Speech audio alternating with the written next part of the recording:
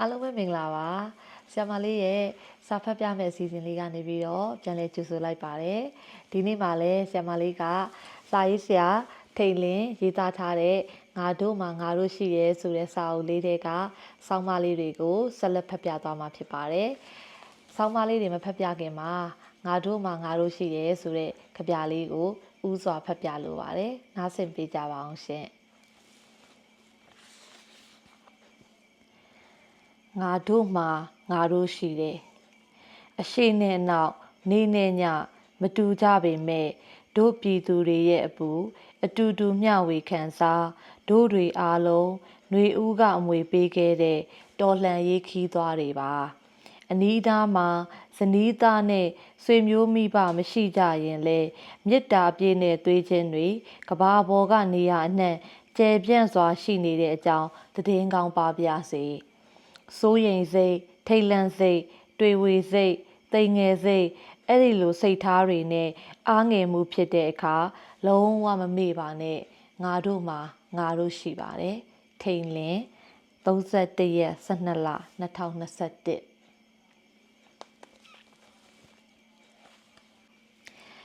ဒီနေ့ဆရာမလေးဖတ်ပြမယ်ဆောင်းပါးလေးရဲ့ခေါင်းစဉ်ကလေးစားရပဲဗတ်ပြောင်းရက်သူများဖြစ်ပါတယ်နားဆင်ပေးကြပါအောင်ရှင်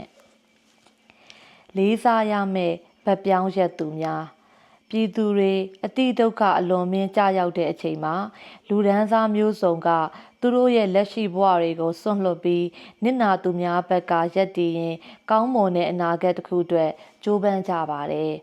အာနာရှင်ရဲ့အင်အားကြီးမှမှုအတိုင်းအတာနဲ့သူတို့ရဲ့ဖိနှိပ်မှုအတိမ်အနက်ကသက်ဆိုင်ရာခေတ်ကာလရဲ့ပြည်သူလူထုခံစားရတဲ့ဒုက္ခတွေဖြစ်ပါတယ်။ဒီလိုအချိန်မှာပြည်သူလူထုရဲ့ခံစားချက်ကိုချင်းစာပြီးအာနာရှင်တွေရဲ့အဝန်းဝိုင်းကနေ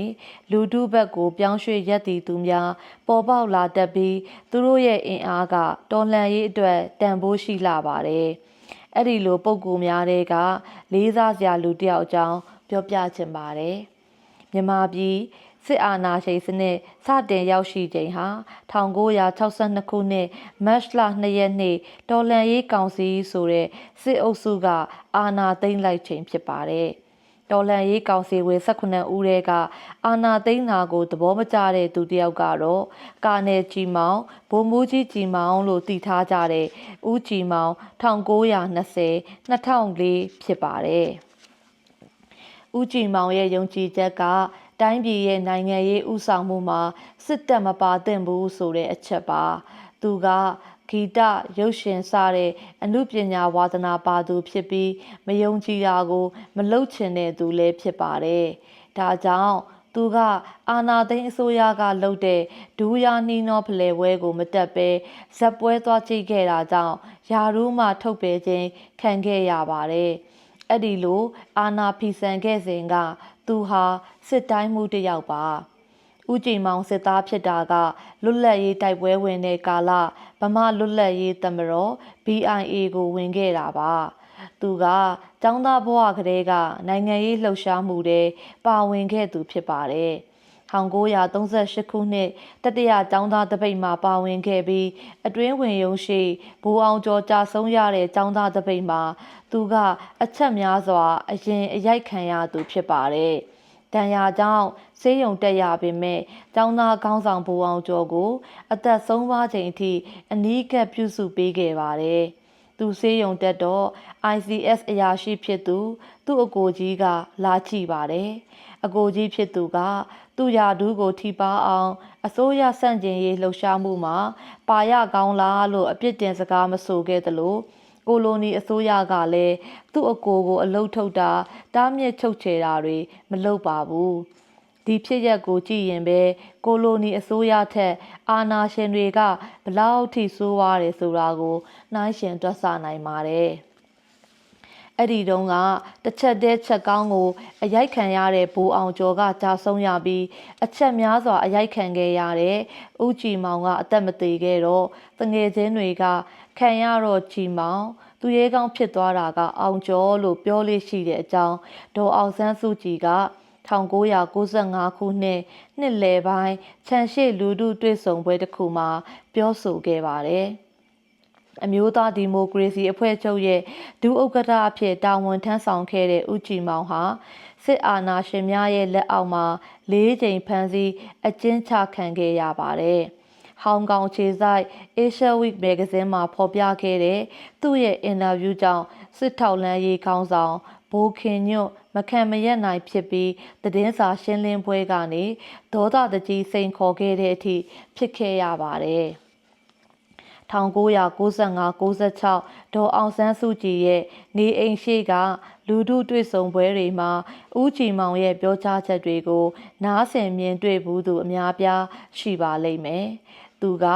ခက်ပြုံးပြုံးခက်အေးအေးစကားပြောလေးရှိပြီးစစ်အာဏာရှင်တွေကိုပညာသားပါသွယ်ဝိုက်ပြောဆိုတတ်ပါတယ်။သူအမြဲတမ်းပြောဆိုဆောင်ရွက်တာကတော့လူငယ်တွေစာဖတ်ဖို့အသိပညာအတွေးခေါ်မြင့်မားဖို့ပညာတတ်ဖို့ဖြစ်ပါတယ်။သူဟာကွယ်လွန်ချိန်ထိအာဏာရှင်တွေကိုဆန့်ကျင်ပြီးပြည်သူဘက်က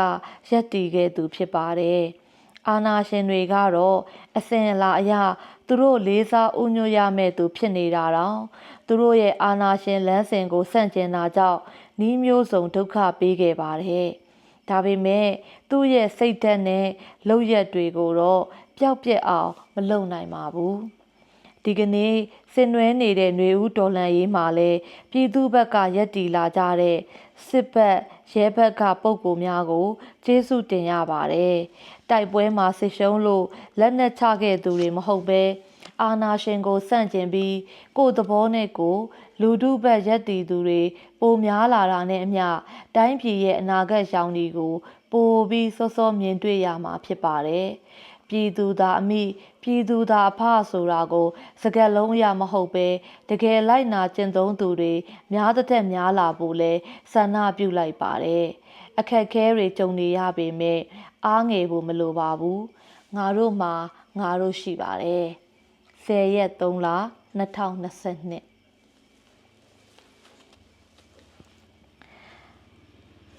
နောက်တစ်ပုဒ်ဆက်ပြီးတော့ဖတ်ပြပါမယ်ရှင်။ပြည့်အင်အားသည်ပြည်တွင်းပြည်ပမှရှိသည်ပြည့်အင်အားဟာ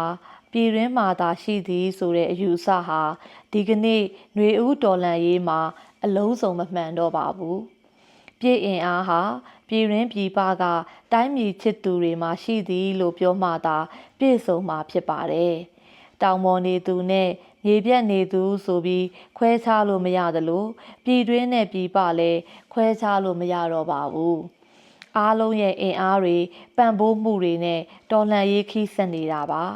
တကယ်တော့ဒီကနေ့ပြည်ပနိုင်ငံအများပြားကိုရောက်နေကြရတဲ့မြန်မာပြည်ပွားမြန်မာနွယ်ပွားအများစုကစစ်အာဏာရှင်ကိုခေတ်အဆက်ဆက်ရဲ့နှိပ်စက်မှုတားဆီးပိတ်ပင်မှုအခွင့်အရေးဆုံးရှုံးမှုစတဲ့အာဏာရှင်စနစ်ရဲ့စိုးမွေတွေခံစားရပြီးအကြောင်းမျိုးစုံကြောင့်မွေးရက်မြေနဲ့ဝေးကွာနေကြရတာဖြစ်ပါတယ်ဒီလိုထွက်ခွာခဲ့ရမှုတွေဟာနှစ်ကာလပေါင်းများစွာမတိမတာထွက်ခွာမှုတွေရှိနေခဲ့သလိုလှိုင်းလုံးကြီးတွေလိုအရှိန်ဟုန်နဲ့ထွက်ခွာခဲ့ကြရတဲ့ကာလတွေလည်းရှိခဲ့ပါတယ်စစ်အာဏာရှင်တွေလက်အောက်မြန်မာပြည်သမိုင်းမှာအဲ့ဒီလိုလှိုင်းလုံးကြီးတွေအကြိမ်ကြိမ်ပေါ်ပေါက်ခဲ့ပါတယ်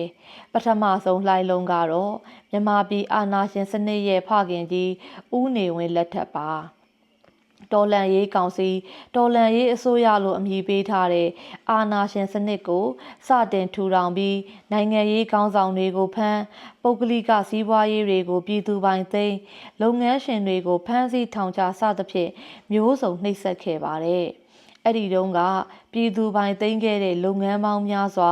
စက်ရုံတွေစီးပွားရေးအဆောက်အုံပေါင်းများစွာဟာအာဏာရှင်အဆက်ဆက်ရဲ့လက်အောက်မှာ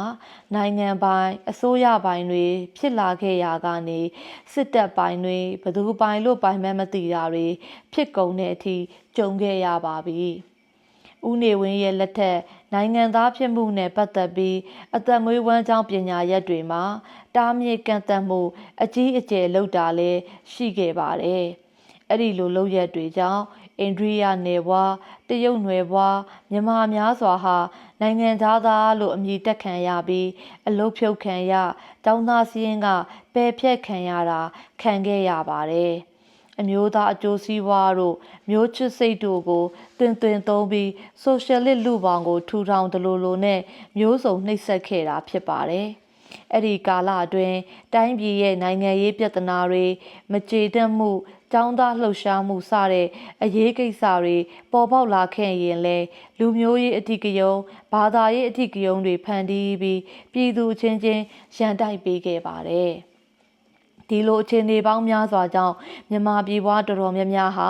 တိုင်းပြည်ကိုစွန့်ခွာပြီးတိုင်းတစ်ပါးမှာအခြေချခဲ့ရပါတယ်။ဒါဟာတိုင်းပြည်ကိုစွန့်ခွာခဲ့ကြတဲ့တတိယအဖြစ်လူသားအရင်းအမြစ်ဆုံးရှုံးခဲ့ရတဲ့အုံနောက်ယူစိတ်မှုပထမလှိုင်းဖြစ်ပါတယ်။ဒုတိယလှိုင်းကရှစ်လေးလုံးအရေးတော်ပုံနောက်ပိုင်းကာလဖြစ်ပါတယ်။ချမ်းသာတဲ့တိုင်းပြည်တစ်ခုကနေဖွံ့ဖြိုးမှုအ ਨੇ ဆုံး LDC တိုင်းပြည်အဖြစ်ဆွဲချခဲ့တဲ့အာဏာရှင်စနစ်ကိုသူတို့ရဲ့မျိုးဆက်တွေကအမွေဆက်ခံလိုက်တဲ့နောက်မှာတိုင်းပြည်ကထွက်ခွာသူအရေးအတွက်ခေတ်အဆက်ဆက်အများဆုံးဖြစ်ခဲ့ရပါတယ်။အာဏာရှင်တွေကခေတ်မီဖွံ့ဖြိုးတိုးတက်တဲ့တိုင်းပြည်ဖြစ်ရမယ်လို့ကြွေးကြော်ခဲ့ပေမဲ့အငတ်ဘေးကြုံပြီးအစင်းရဲဆုံးတိုင်းပြည်တွေအဖြစ်နာမည်ကျော်ခဲ့တဲ့အီသီယိုးပီးယားနဲ့ဆူဒန်လိုတိုင်းပြည်တွေကိုတောင်မြန်မာတွေကအလုတ်ကျန်းသွားရောက်လုတ်ကင်ခဲ့ရပါတယ်။1990ရွေးကောက်ပွဲအပြီးဖိနှိပ်မှု1996ဒီဇင်ဘာចောင်းသားလှုပ်ရှားမှု6လေးလုံးလှုပ်ရှားမှုဒီပဲရင်လှုပ်ကြံမှုရွှေဝါယုံတော်လန်ရေးကနေဒီကနေ့ຫນွေဦးတော်လန်ရေးအထိပြည်တွင်းမှာနေမဖြစ်လို့ထွက်ခွာခဲ့ရသူများဟာကဘာအနှံ့ကတိုင်းပြည်အားလုံးဒီပါမှာရှိနေပါတယ်။ဒါတောင်နယ်စပ်တစ်လျှောက်ကဒုက္ခသည်စခန်းမှာနေထိုင်ကြရတဲ့သိန်းနဲ့ချီတဲ့အရေးအတွက်မပါသေးပါဘူး။ကိုကျိုးစည်းဝါးပြည့်စုံမှုနဲ့အာဏာရယူဖို့ပဲအာရုံစိုက်တဲ့အုပ်စိုးခဲ့သူများဟာတိုင်းပြည်တိုးတက်မှုနဲ့ပတ်သက်လာရင်ပညာတတ်ရှားပါမှုအုံနောက်ရိုးစိမ့်မှုဆိုတာတွေကိုဂရုမစိုက်ပါဘူး။ဒါကြောင့်နိုင်ငံရေးလှုပ်ရှားမှုတွေနဲ့မဆိုင်ပဲပြည်ပကိုထွက်ခွာခဲ့ရတဲ့လှိုင်းကြီးဟာလည်းတအီအီနဲ့ကြီးမားလာပြီးပြည်ပရောက်မြန်မာအများအပြားဟာသူတို့မွေးဖွားခဲ့ရာတိုင်းပြည်ကိုအဝေးကမျှော်ကြည့်နေကြရပါတယ်။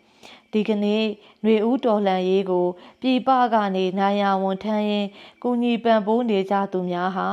အထက်ကပြောခဲ့တဲ့လှိုင်းလုံးတွေနဲ့ပြည်ပတိုင်းပြည်များကိုရောက်ရှိနေကြသူတွေပါသူတို့အားလုံးလိုမှာအာနာရှင်ခေတ်အဆက်ဆက်ကရရှိခဲ့တဲ့ဒဏ်ရာတွေအမာရွတ်တွေရှိပါတယ်ဒီလိုဒဏ်ရာမျိုးတွေနောက်မျိုးဆက်တွေမရဖို့ပြည်တွင်းကပြည်သူတွေနဲ့အတူတရားတဲ့ရက်တည်နေကြတာဖြစ်ပါတယ်။တနည်းအားဖြင့်အာဏာရှင်တွေကမောင်းထုတ်လိုက်တဲ့အင်အားစုတွေကအာဏာရှင်ကိုတော်လှန်တဲ့အင်အားစုတွေအဖြစ်ပေါ်ပေါက်လာတာဖြစ်ပါတယ်။ဒီလူတွေဟာမြန်မာပြည်မှာအာဏာရှင်စနစ်အမြင့်ပြတ်တဲ့အထိလွတ်လပ်ပြီးအေးချမ်းသာယာတဲ့တိုင်းပြည်ပေါ်ပေါက်တဲ့အထိဝိုင်းဝန်းပါဝင်သွားကြမှာဖြစ်ပါတယ်။အမောင်တွေကုံဆုံးတဲ့အချိန်မှာအလင်းရောင်ဆိုတာရောက်စမြဲပါအခက်ခဲတွေကြုံနေရပေမဲ့အားငယ်ဖို့မလိုပါဘူးငါတို့မှာငါတို့ရှိပါတယ်22ရက်3လ2022ဒီဆောင်းပါးလေးတွေကိုဖတ်ပြီးတော့ကျမတို့ချစ်တဲ့ပြည်သူတွေလည်းစိတ်ခွန်အားတွေအများကြီးရရှိမယ်လို့ယုံကြည်ပါတယ်ရှေ့ရက်များမှာလည်းလာမယ့်ရက်တွေမှာလည်းကျမလေးကဒီငါတို့ပါငါတို့ရှိရဲဆိုတဲ့စာအုပ်ထဲကဆောင်းပါးလေးတွေကိုဆက်လက်ဖတ်ပြသွားမှာဖြစ်တဲ့အတွက်ကြောင့်မလို့နားဆင်ပေးကြပါအောင်ရှင်ကျေးဇူးများကြီးတင်ပါတယ်ရှင်